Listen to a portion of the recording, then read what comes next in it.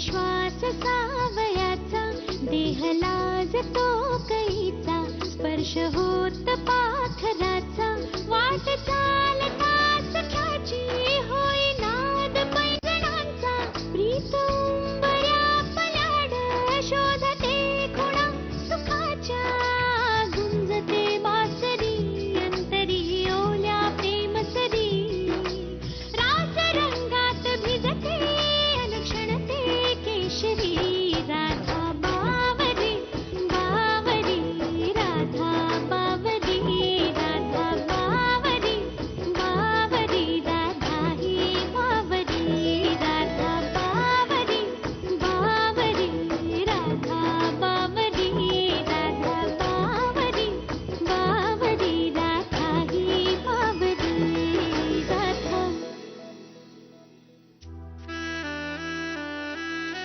नाही राधा, हे बघ, हे पटूच शकत नाही. सौरभसाठी केदारशी लग्न करणं हे एकतर फसवणूक असेल किंवा तद्दन मूर्खपणा असेल.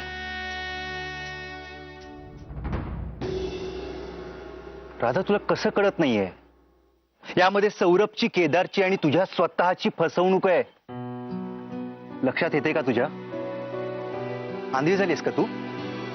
तुझं सौरभवर प्रेम आहे हे किती ऑड वाटलं ना तरी राधा आणि सौरभ हे कपल सुखी होऊ शकतं हे सईम यांना मी पटवून दिलं, आणि त्यांनी कुठल्याही गोष्टीचा विचार न करता तुझ्या पाठीशी खंबीर उभ्या राहिल्या होत्या, तुझ्या बाबांशी भांडल्या, आणि त्यांनाच तू तोंड कशी पाडलंस? प्लीज राधा, असं वेडेपणा नको करूस. आणि जर तुला मनाविरुद्धच लग्न करायचं असेल ना तर Gautam is a much better option. निदान तुझे बाबा तरी खुश होतील. पण केदारशी लग्न करण्यासाठी तुझा होकार असणं हे माझ्या समजुतीच्या पलीकडचं आहे राधा. मी तुला सांगितलं ना मानस, सौरभला त्याचं कर्तव्य केल्याचं समाधान मिळणार आहे, त्याच्या भावाला वाचवण्याचा आनंद मिळणार आहे, आणि मला त्याला फक्त हॅपी बघायचं,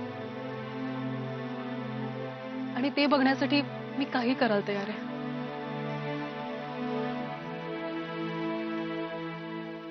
इन शॉर्ट, तू सरळ सरळ आत्महत्या करतेस. केदार मनोरुग्ण आहे हे तू एक डॉक्टर असूनही तुला कळत नाहीये राधा. आमचे उपाय आता संपलेत. सई मॅम आणि मी आता तुला कुठल्याही प्रकारची मदत नाही करू शकत. राधा, तुझे निर्णय तुलाच घ्यायचे आहेत.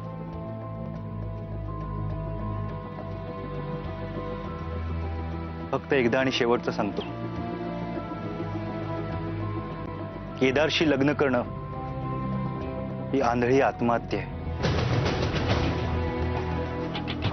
येतो मी.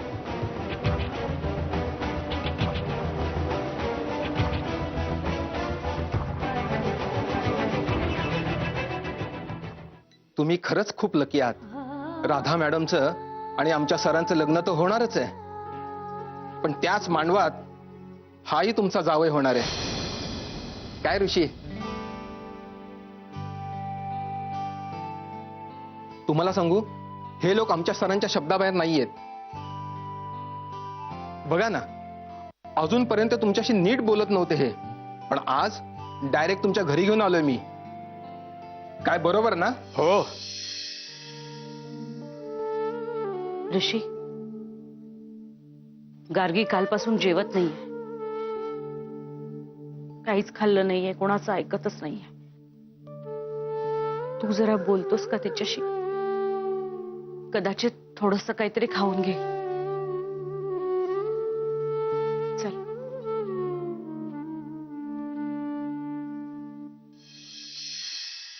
आजच्या मामाचे लग्न, आजची मजा करायची काय?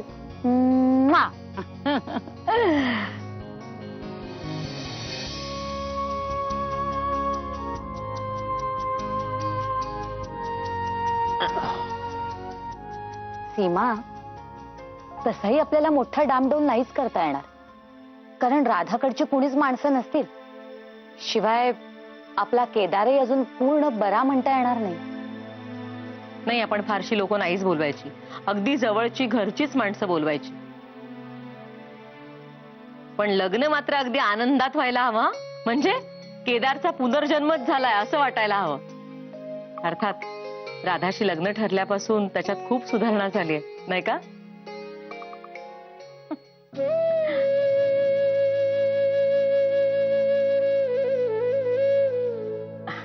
आणि सौरभ, राधाच्या घरची कोणीही माणसं नसणार आहेत, त्यामुळे राधाला वाईट वाटेल असं काहीही करायचं नाही. तिला सतत आनंदात ठेवायचं. काय आलं ना लक्षात? हो. तशी बाकीची खरेदी झालीच आहे, पण मला वाटतं जेवणाचा मेनू आपण सगळ्यांनी मिळून ठरवायला हवा, नाही का रे? सांग ना काय करायचं.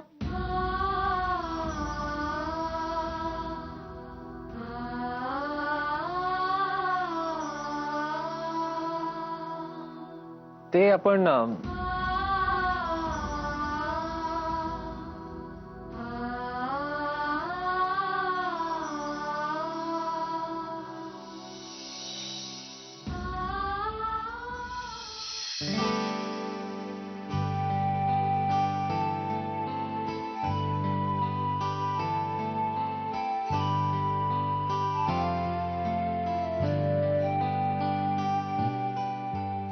झोपली? आत्ताच खाल्लंय तिने आणि छान झोपही लागली. आमची भेट झाल्यामुळे बरं वाटलंय तिला. असू दे, दे. थँक्स. पण मग आधी असा का वागलास तिच्याशी?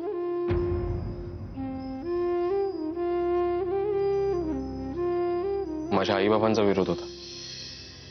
दिल्लीचं कळल्यामुळे ते फार नाराज होते. पण आता गौतम सरांनी सांगितल्यामुळे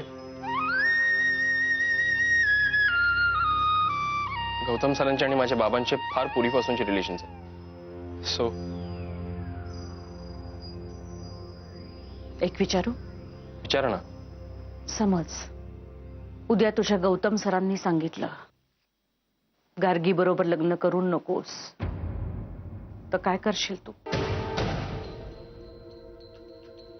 सॉरी, पण गौतम सरांच्या आणि माझ्या बाबांच्या विरोधात मी नाही जाऊ शकत.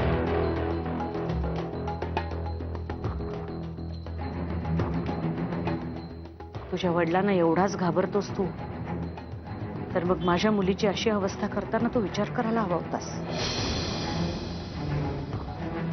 सॉरी काऊ, राग मानू नका. पण तुम्ही आणि बाबा म्हणजे तुमच्यातला तणाव तिला सहन होत नव्हता आणि तसं ती वारंवार येऊन मला सांगायची. तुमच्या घरातल्या प्रॉब्लेम्समुळे ती अशी बेफाम वागायला लागली होती.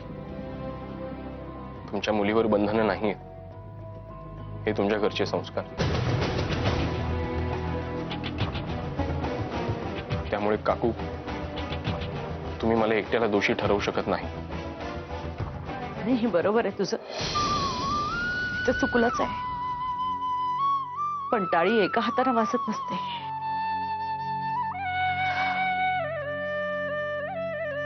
असो, आता तुमच्या दोघांचंही लग्न होतंय,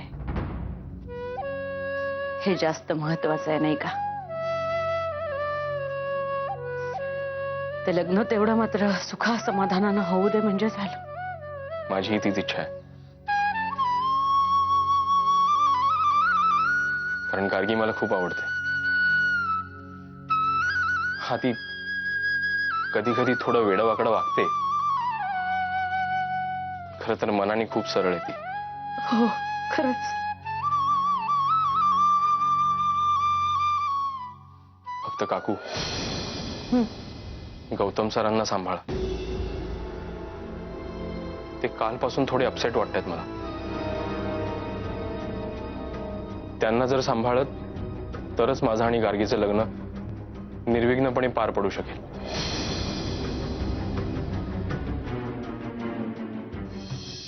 अशी अशी येते, अशी अशी येते. हो, आपण मामाला सांगूयात का? केदार मामा बसलास तरी चालेल, नाही तर आमचेच पाय दुखतील. सोनू, आपण विचारूयात मामाला. कुणाची वाट बघताय एवढी? नाही, सारखं दाराकडे बघताय. येईल, हा येईल, ती येईल. केदार, आणि आता काय रे, थोडेच दिवस उरलेत. आता कायमचीच येणार आहे ती या घरात. सीमा, मग आपल्याला कोणी विचारणार नाही बर का?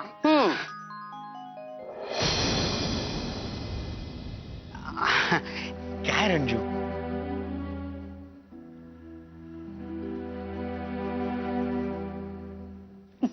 सोनू, अरे ती बघ आलीच राधा.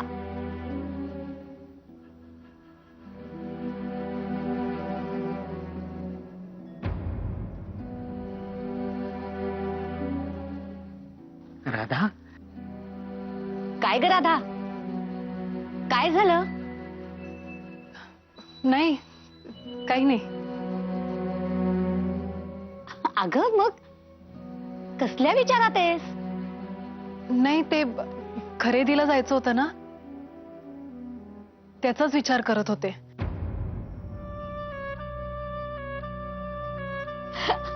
अगं मग अशी दारात का उभी आहेस? आत ये ना. सीमा, बघितलंस ना, एकट्या केदारलाच नाही, हिलाही घाई झालीये. अगं बाई, लाजली बघ ती. बरं राधा, तुला काय हवं नको ते लिहून ठेव. काय ड्रेसेस घ्यायचे, चपला घ्यायचे, सगळं लिहून ठेव ना त्यात. नाही म्हणजे 11th आरला उगीच धावपळ नको ना व्हायला. नाही, ऍक्च्युली मला आहे ना काहीच माहिती नाहीये. माझं एकच दुकान होतं जिकडनं मी माझे पांढरे कपडे घ्यायचे. हे कलर्ड कपडे तस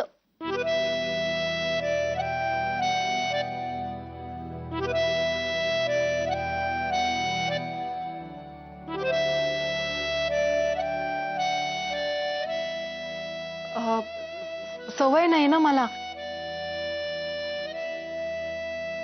मला कुठनं घ्यायचं, कसं घ्यायचं, काहीच माहिती नाहीये. अगं मग आपण सौरभला घेऊन जाऊया ना. तो यात माहीर आहे. आत्ताचे लेटेस्ट ट्रेंड पण त्याला माहिती आहेत. नाही नाही, सौरभला नको. नाही म्हणजे उगीच त्याच्या पायाला एक्झर्शन नको ना. तुम्ही असं करा, तुम्ही दोघंच खरेदीला जा. तुम्हाला एकमेकांच्या आवडीनिवडी जाणून घ्यायच्या आहेत. उभं आयुष्य एकत्र काढायचंय. जा जा, दोघं एकत्र जा. आणि खरं सांगू का केदार, लग्न आधीचे हे दिवस खरंच रोमॅन्टिक असतात. एन्जॉय करा. ठीक आहे, मग जातो आम्ही दोघंच. चल राधा, जाऊया आपण दोघंच. हो, चला. चल.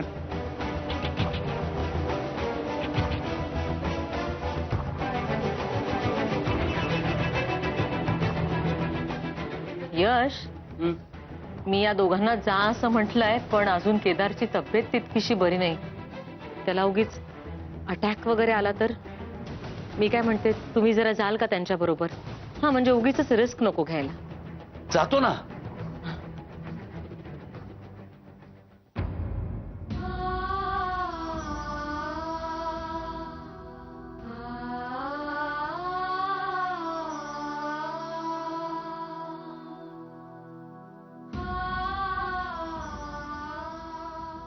कुठे कुठे जायचं खरेदीला, काही ठरवलंयस? नाही.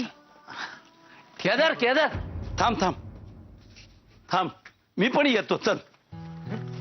कशाला? अरे पहिल्यांदाच आम्ही दोघं असे बाहेर चाललोय आणि तू कशाला पाहिजे कबाब में हड्डी? अरे हड्डी तर चव असते, ती अशी मध्ये मध्ये असायला पाहिजे. गंमत असते नाही दादा? राधा, यश आपल्या दोघांबरोबर आलं तर चालेल तुला? हो, माझी काहीच हरकत नाहीये. ठीक आहे, बायकोलाच काही ऑब्जेक्शन नाहीये. तिच्या मनासारखं होऊ द्या. तसंही आमच्या दोघांच्या मध्ये तिसरं कोणी ना कोणीतरी येतच कायम. तू देखील हॉस्पिटल सोडून आलीस, वेळ कमी आपल्याकडे.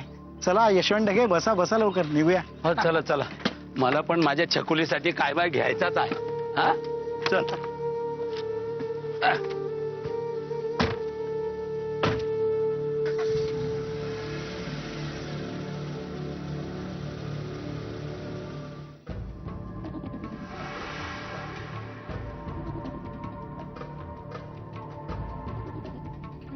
काय काय मी बांधून ठेवू का तिला? हातपाय बांधून ठेवायला शक्य झालं असतं तर ते सुद्धा केलं असतं मी. इतका मूर्खपणा करते ही मुलगी आणि मी काहीही करू शकत नाहीये. मी नुसतं असं बघत बसायचं, आत्महत्या करायला निघाली ती. आणि काय झालंय काय तिला मला कळत नाही. एवढी हुशार मुलगी, काय डोकं गहाण टाकलंय का ती?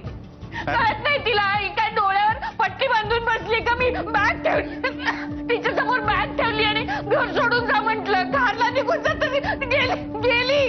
गेली निघून. मॅम प्लीज शांत व्हा मॅम.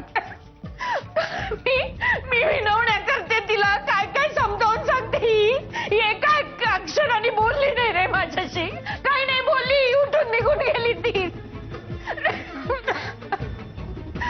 मी नुसती बघत बसले. मी माझी पोरता ती काय जिवंत असून मेल्यासारखी झाली ती. आता काय होणार दुसरं त्या केदारशी लग्न केल्यावर? मॅम प्लीज शांत व्हा मॅम. मन मारूनच मन मारून जगावं लागणार आहे तिला. ती जिवंत राहणार आहे. काय करू मी नुसती बघत. मॅम मॅम मॅम काय होतंय मॅम? मॅम बसा प्लीज. मॅम प्लीज शांत व्हा मॅम.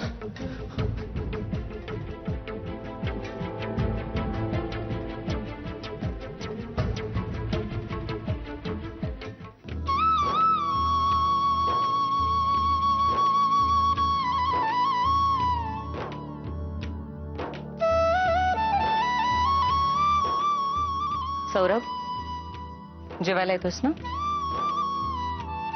नाही नको, भूक नाहीये. बरं मग भूक लागली की मला हाक मार, मी जेवण गरम करून देते तुला. आणि हो सौरभ, साऊथ आफ्रिकेला जाण्याच्या दृष्टीने तुझे सगळे पेपर्स तयार झालेत. हा, विजाचं पण 1-2 दिवसात होईलच. त्यामुळे निघण्याच्या दृष्टीने तुझी जी काही आवरावर असेल ती करायला घे. सीमावहिनी, काय रे? थोडा वेळ आहे तुला? मला जरा महत्वाचं बोलायचं होतं. बोल. बस ना.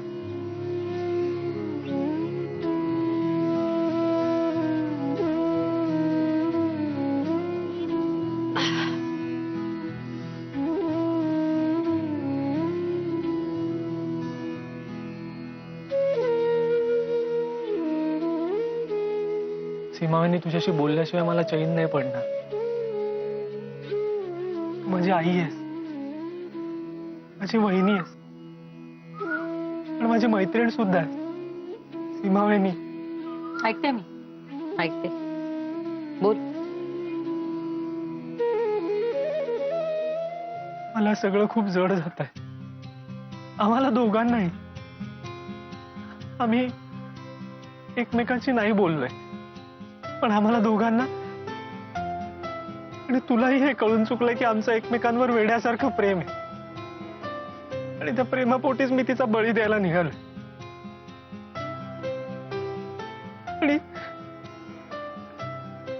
आणि ती पण वेडी हसत हसत तयार झाली. तिने त्या गौतम शृंगारपुरेसारखं एवढं मोठं स्थळ हसत हसत उडवून लावलं, कारण तिला फक्त माझ्या शब्दाचा मान राखायचा होता. सीमावहिनी प्लीज, असं प्रेम मला मिळवून दे. सीमावहिनी, सीमावहिनी, फक्त तूच हे करू शकतेस. तुझा हात माझ्या पाठीवर असला ना की खरंच खूप बळ येतं. सीमावहिनी प्लीज ग, मला असं दूर नको करू. मला तुझ्या आधाराची खूप गरज आहे ग. कारण नाही या सगळ्या गोष्टींनी मी खूप भांबावलं. प्लीज मला मदत कर. मला तुझा आधार हवाय. मला माझं प्रेम हवंय सीमाबाईंनी.